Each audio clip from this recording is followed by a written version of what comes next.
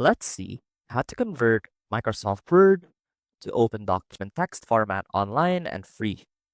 So first off, we want to open Microsoft Word. And as you can see right here, we have our document ready.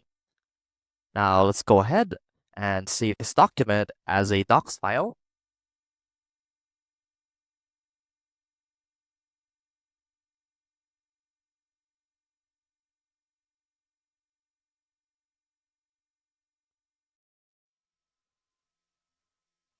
Quickly name it.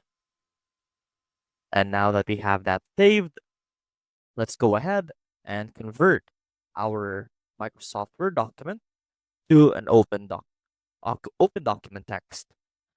So right now I have a website right here called freeconvert.com, which convert Word files to ODT files for free. So let's go ahead and look for our document, just like that, and change the output ODT. Click on convert,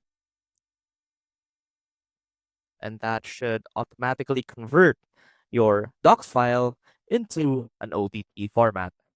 And once you're done with that, simply click on download right here. And as you can see, we now have our file right there that is now in ODT format. And that is how you can convert docs files into ODT format. I hope this helped, and I will see you soon.